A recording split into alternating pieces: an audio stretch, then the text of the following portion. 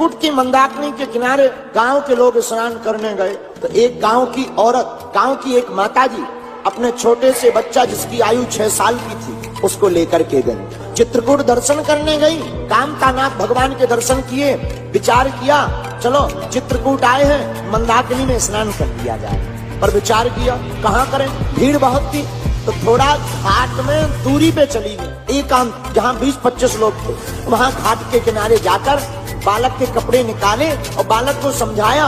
सुभाष नाम का बालक, आयु 6 साल, और 6 साल के बालक को माँ समझाती है बेटा ये मंदाकिनी माता है, बहुत गहरी है, नदी है बहुत गहरी है, ज्यादा गहरे में मत जाना, ऊपर से ही लोटा लेकर के स्नान कर लेना।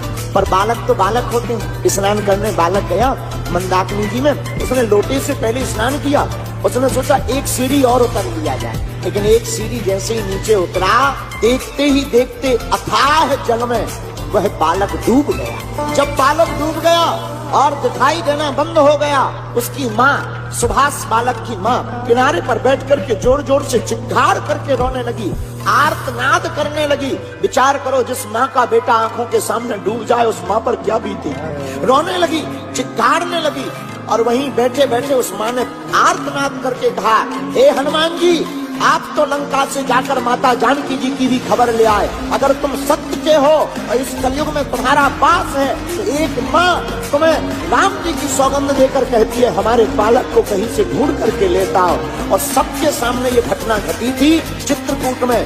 देखते ही देखते एक पेड़ से विशाल काय बंदर नीचे उतरा और नदी में जाकर के मंदाकिनी में जाकर बालक का हाथ पकड़ करके ऊपर खींच करके बाहर कर दिया।